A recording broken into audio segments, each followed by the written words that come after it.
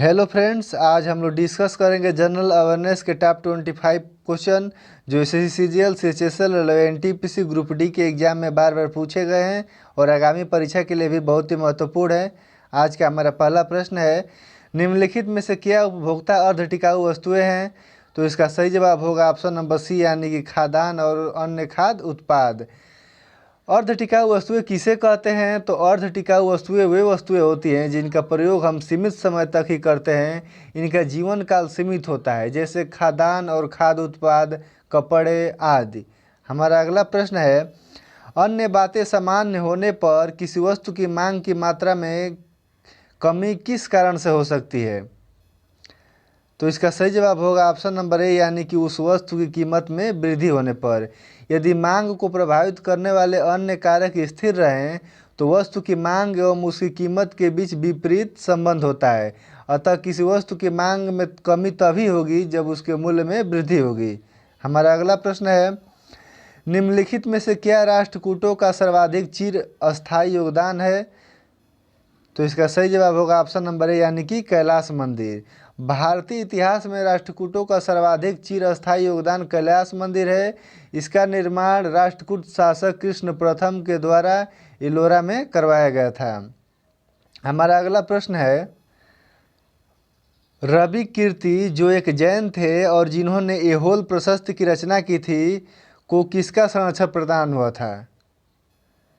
तो इसका सही जवाब होगा ऑप्शन नंबर सी, यानी कि पुलकेशिन द्वितीय।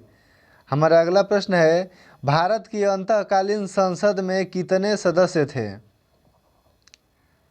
तो इसका सही जवाब होगा ऑप्शन नंबर ए, यानी कि 296। भारतीय संविधान सभा की स्थापना कैबिनेट मिशन योजना के अंतर्गत हुई थी। संविधान निर्मित होने के पश्चात संविधान सभा अंतिम सरकार अंतःकालीन संसद में परिवर्तित हो गई।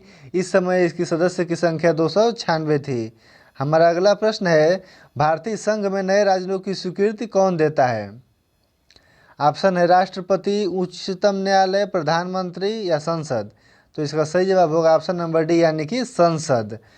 संविधान के अनुच्छेद 2 में उपबंधित है कि संसद विधि द्वारा ऐसे निर्बंधों और शर्तों पर जो वह उचित समझे संघ में नए राज्यों का प्रवेश या उनकी स्थापना कर सकेगी, और नए राज्यों की स्वीकृति संसद प्रदान करती है।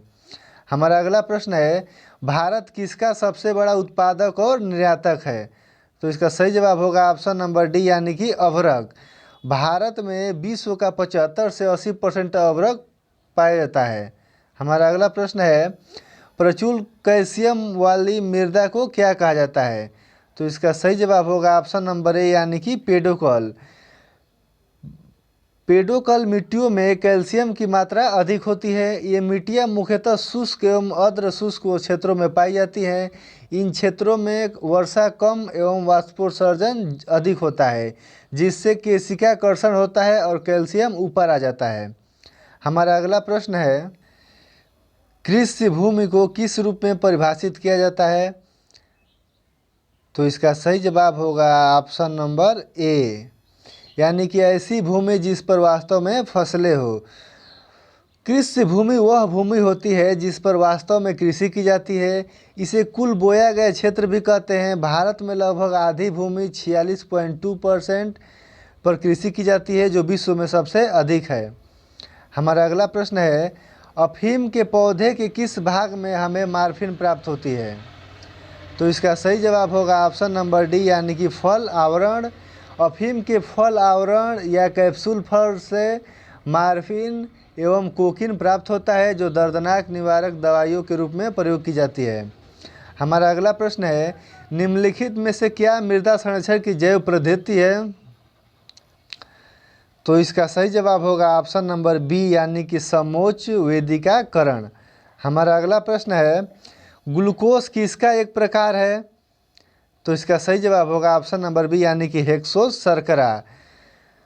ग्लूकोज एक प्रकार का मोनोसैकेराइड्स होता है जिसमें हेक्सोज शर्करा पाई जाती है।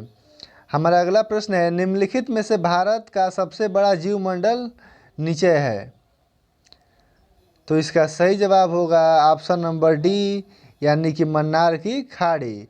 भारत का सबसे बड़ा जीवमंडल नीचे कच्छ का रण जो 12,454 वर्ग किमी है, और दूसरे स्थान पर मन्नार की खाड़ी जो 10,500 वर्ग किमी है। चूँकि प्रश्न में कच्छ कारण नहीं है, अतः उत्तर क्या होगा, तो मन्नार की खाड़ी। हमारा अगला प्रश्न है, टेलनेट का तात्पर्य है, तो इसका सही जवाब होगा ऑप्शन नंबर ए यानी कि टेलीफोन नेटवर्क। टेलनेट का अर्थ है टेलीफोन नेटवर्क ही होता है। हमारा अगला प्रश्न है, निम्नलिखित में से किस धातु का गलनांक सबसे कम होता है, तो इसका सही जवाब होगा ऑप्शन नंबर सी यानी कि पारा। तो पारा का कितना होता है, तो पारा का गलनांक 39 डिग्री सेल्सियस होता है। बात करें हम स्वर्ण की, तो स्वर्ण का गलनांक कितना होता है, तो 1063 डिग्री सेल्सियस। चांदी का गलनांक कितना होता है, तो चांदी का गलनांक 960.7 डिग्री सेल्सियस होता है। और तांबा का गलनांक कितना होता है, तो तांबा का गलनांक 1083 डिग्री सेल्सियस होता है। हमारा अगला प्रश्न है, कच्छ स्थानों में वनस्पति के अपघटन के कारण उत्पन्न गैस है, तो इसका सही जवाब होगा ऑप्शन नंबर डी यानी कि मेथेन। कच्छ स्थानों में पाई जाने वाली वनस्पतियों के अपघटन के कारण मेथेन गैस निकलती है। हमारा अगला प्रश्न है, इंद्रधनुष किस कारण से बनता है, तो इसका सही जवाब होगा ऑप्शन नंबर डी यानी कि अपवर्तन और परावर्तन। इंद्रधनुष का निर्माण प्रकाश के अपवर्तन एवं परावर्तन के कारण होता है। प्राथमिक इंद्रधनुष के निर्माण में सूर्य की किरणों का 2 बार अपवर्तन तथा 1 बार परावर्तन होता है। हमारा अगला प्रश्न है, लाइफ डिवाइन पुस्तक किसने लिखी है, तो इसका सही जवाब होगा ऑप्शन नंबर डी यानी कि श्री अरबिंदो। लाइफ डिवाइन पुस्तक की रचना श्री अरबिंदो ने की थी और यह पुस्तक क्रांतिकारी विचारधारा का समर्थन करती है। हमारा अगला प्रश्न है, किसने 26 बार ऑस्कर पुरस्कार जीता, तो इसका सही जवाब होगा ऑप्शन नंबर सी यानी कि वाल्ट डिज्नी। वाल्ट डिज्नी एक प्रसिद्ध कार्टूनिस्ट एवं फिल्म प्रोड्यूसर थे। उन्होंने अपने करियर के दौरान 26 बार ऑस्कर पुरस्कार प्राप्त किए हैं, जो एक विश्व रिकॉर्ड है। हमारा अगला प्रश्न है, जल का क्वथनांक उच्च तुंगता पर किस कारण से घट जाता है, तो इसका सही जवाब होगा ऑप्शन नंबर बी यानी कि निम्न वायुमंडलीय दाब। उच्च तुंगता या ऊंचे स्थानों पर वायुमंडलीय दाब कम होता है, जिसके कारण जल का क्वथनांक कम हो जाता है।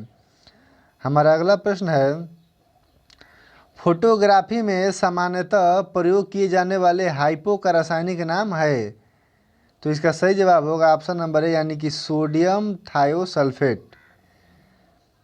हमारा अगला प्रश्न है, स्टेप शब्द किस जैव क्षेत्र से संबंध है, तो इसका सही जवाब होगा ऑप्शन नंबर ए यानी कि घास स्थल।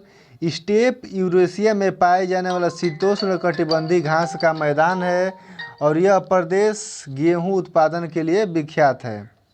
हमारा अगला प्रश्न है, किसके शासनकाल में तुलसीदास ने रामचरितमानस लिखी, तो इसका सही जवाब होगा ऑप्शन नंबर बी यानी कि अकबर। तुलसीदास मुगल बादशाह अकबर के समकालीन थे, परंतु वे दरबार से संबंधित नहीं थे। उन्होंने रामचरितमानस की रचना इसी समय की थी। हमारा अगला प्रश्न है, भारत रत्न पुरस्कार प्राप्त करने वाली पहली महिला हैं, तो इसका सही जवाब होगा ऑप्शन नंबर बी यानी कि इंदिरा गांधी। भारत रत्न पुरस्कार प्राप्त करने वाली पहली महिला श्रीमती इंदिरा गांधी थी। उन्हें 1971 में यह पुरस्कार मिला था। और यह पुरस्कार प्राप्त करने वाली दूसरी महिला कौन थी, तो मदर टेरेसा जी थी, जिनको 1980 में यह पुरस्कार मिला था। हमारा अगला प्रश्न है, मधुकर गुप्ता समिति का गठन अगस्त 2016 में किया गया। निम्नलिखित में से यह समिति किस क्षेत्र से संबंधित है, तो इसका सही जवाब है ऑप्शन नंबर बी यानी कि सीमा सुरक्षा। टोटल 25 क्वेश्चन पूरे हुए और ये क्वेश्चन बहुत ही महत्वपूर्ण है, इसीलिए आप लोग इसे ज़रूर नोट्स कर लीजिएगा। और ये वीडियो कैसी लगी आप लोग कमेंट बॉक्स में ज़रूर बताएं। जय हिंद।